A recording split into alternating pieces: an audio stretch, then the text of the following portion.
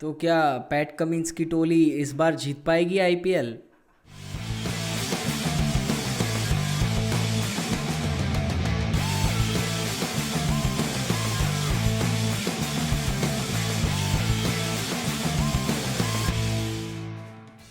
जी, तो बात करते हैं एसआरएच की, पैट कमिंस की। क्योंकि वो एक बहुत ही बेहतरीन कैप्टन रहे हैं, जिन्होंने एसआरएच को पिछले साल फाइनल्स में भी लेके गए, वो रनर अप रहे। पिछले साल लास्ट मैच में उनका परफॉर्मेंस थोड़ा सा कम हो गया, एल्स वो बहुत ही अच्छी टीम थे और जीत नहीं पाए। तो क्या वो रेक्टिफाई कर पाएंगे इस साल, और क्या वो आईपीएल जीत पाएंगे? तो उसके लिए बात करते हैं एसआरएच के स्क्वाड की, और क्या उनकी प्रोबेबल 11 होगी, और क्या प्लस पॉइंट माइनस पॉइंट है उनके स्क्वाड के।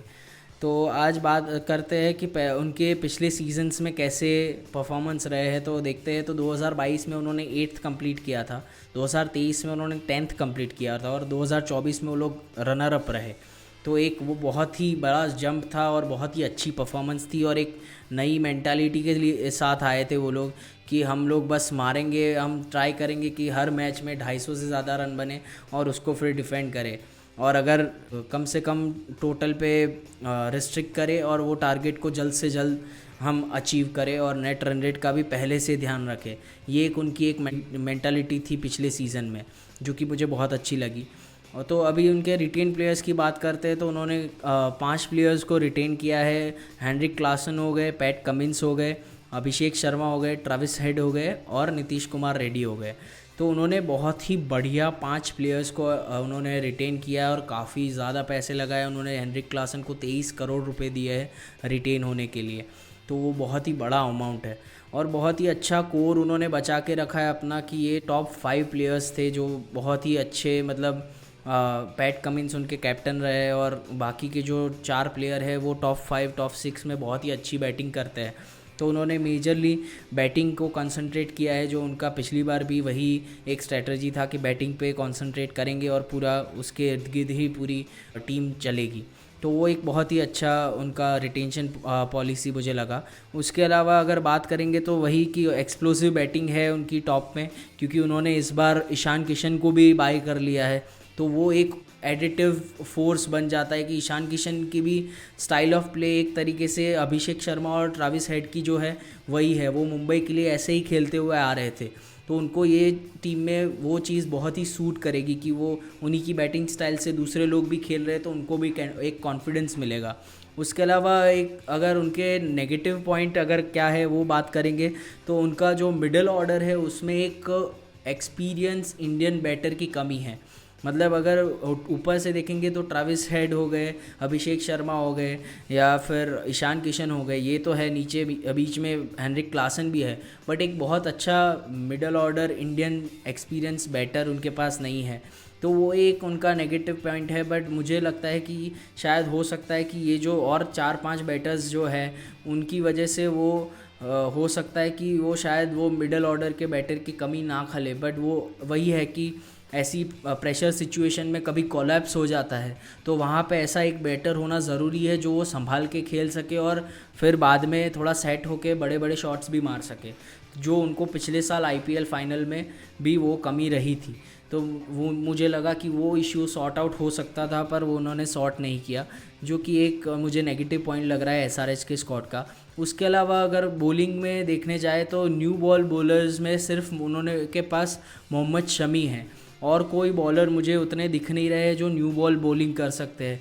एक समरजीत सिंह करके एक सीएसके के बॉलर रहे हैं जो उन्होंने बाई किया है, बट वो स्विंग बॉलर है। But I don't think so कि वो 14 के 14 मैच उनको देंगे, या हो सकता है कि पैट कमिंस अगर उन पर भरोसा दिखाते हैं तो वो हो सकता है कि वो उनको 14 मैच दे भी दे।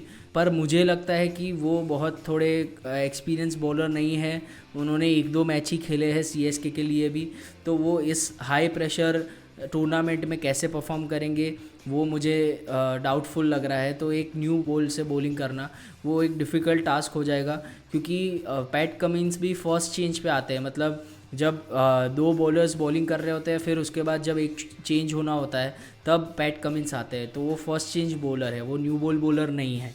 तो क्या वो पैट कमिंस अपने आप पे लेंगे कि मैं न्यू बॉलिंग करूं? पर मेरे हिसाब से पैट कमिंस फर्स्ट चेंज पे ज़्यादा इफेक्टिव बॉलर है rather than a new bowler. तो वो एक कंसर्न है। उसके अलावा उन्होंने जो बॉलिंग में और एक बॉलर को पिक किया है जो कि हर्षल पटेल है। हर्षल पटेल बहुत ही स्मार्ट बॉलर है और वो बहुत अपना दिमाग लगाते हैं बॉलिंग करने में और वो रिसीव करने जानते हैं बैटर्स को। पर क्या वो हर्षल पटेल जो 2-3 साल पहले जब पर्पल कैप जीते थे वही हर्षल पटेल अभी भी है? क्या वो रिसीव कर सकते हैं वह बैटर्स को, या अब बैटर्स उनको अच्छे से रीड करते हैं? तो वो एक चैलेंज है कि क्या वो हर्षल पटेल वही फॉर्म अपना दिखा सकते हैं। अगर वो फॉर्म दिखाते हैं तो वो एक एसआरएच के लिए प्लस पॉइंट हो जाएगा। उसके अलावा जो राहुल चहर उन्होंने पिक किया है बॉलर, लेग स्पिन बॉलर है, वो बहुत ही इम्पोर्टेंट हो जाता है क्योंकि वो स्पीयर हेड होंगे स्पिनिंग डिपार्टमेंट में एसआरएच के लिए, क्योंकि वो रहेंगे वो स्पिन बॉलिंग में वो ही मेन बॉलर मेरे को यहाँ से इंडियन साइड से वही दिख रहे हैं। तो राहुल चहर का जो टूर्नामेंट है वो बहुत अच्छा जाना चाहिए, तभी एसआरएच क्वालिफाई कर सकता है या इवन ट्रॉफी भी जीत सकता है।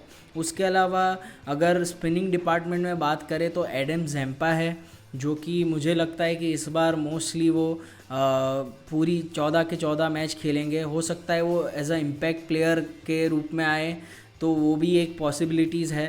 तो फिर भी लेकिन वो हो सकता है एज अ इम्पैक्ट प्लेयर आए, पर वो खेलेंगे 14 मैच। मुझे लग रहा है कि पैट कमिंस उनको पूरा भरोसा देंगे और बोलेंगे कि you are the best bowler, और उनको एक चांस मिलेगा कि अच्छा परफॉर्म करे आईपीएल में भी, क्योंकि नेक्स्ट ईयर फिर T20 वर्ल्ड कप भी आ रहा है। तो हो सकता है ऑस्ट्रेलिया के लिए वो बहुत बड़े एसेट हो वो T20 वर्ल्ड कप में भी। तो पैट कमिंस उस नज़रिए से भी सोच रहे होंगे और शायद हो सकता है वो एडम ज़ैम्पा को खिलाए, क्योंकि कैप्टन है वो कुछ भी कर सकते हैं मेजरली।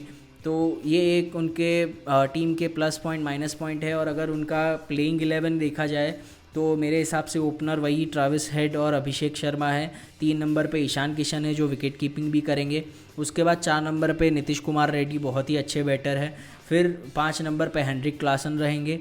फिर 6 नंबर पे मैं बात कर रहा था 6 और 7 नंबर पे middle order, lower middle order में इंडियन बैटर एक्सपीरियंस की कमी है, पर उन्होंने एक बहुत ही अच्छा यंग टैलेंट लिया है अनिकेत वर्मा करके, जो कि बहुत ही अच्छी बैटिंग करता है वो, और 6 हिटिंग वगैरह अच्छी करता है। और जो ये इनका एक स्टाइल ऑफ प्ले है एसआरएच का, उसके साथ वो अनिकेत वर्मा का स्टाइल ऑफ प्ले बहुत मैच कर रहा है। तो वो एक हो सकता है कि उसको 6 नंबर पे खिलाए। और 7 नंबर पे अभिनव मनोहर जो गुजरात टाइटंस के लिए खेलते थे, वो एक लोअर ऑर्डर बैटर है और हैंडी बैटर है और बॉलिंग भी करते हैं मीडियम फास्ट।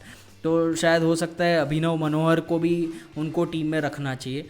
और फिर 9 नंबर पे राहुल चहर, 10 नंबर मोहम्मद शमी और 11 नंबर पे हर्षल पटेल। और मेरे इम्पैक्ट सब रहेंगे एडम ज़ैम्पा। तो ये हो सकता है कि अनिकेत वर्मा बैटिंग कर ले, उसके बाद इम्पैक्ट सब के चेंज में एडम ज़ैम्पा इन हो सकते हैं। और अगर उनकी पहली बॉलिंग आती है एसआरएच की, तो वो हो सकता है कि Aniket Verma as a impact sub आए और ज़ैम्पा प्लेइंग 11 का हिस्सा हो।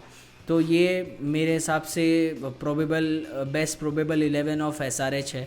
तो अगर आपको भी लग रहा है कि ये सही प्रोबेबल 11 है, देन प्लीज़ लाइक करें, कमेंट करें, सब्सक्राइब करें। आपको लगता है कि इसमें कुछ चेंजेस होने चाहिए तो वो प्लीज़ अपने थॉट्स कमेंट्स में बताएं। और ज़्यादा से ज़्यादा ये वीडियो को शेयर करें और नोटिफिकेशन बेल दबा दीजिए, ताकि मेरे सारे वीडियोस के नोटिफिकेशन आपको आते रहे। और ऐसे ही सपोर्ट करते रहे ताकि मैं और वीडियोस आपके साथ लेके आ सकूं, और ऐसे ही सपोर्ट करते रहें। Thank you so much.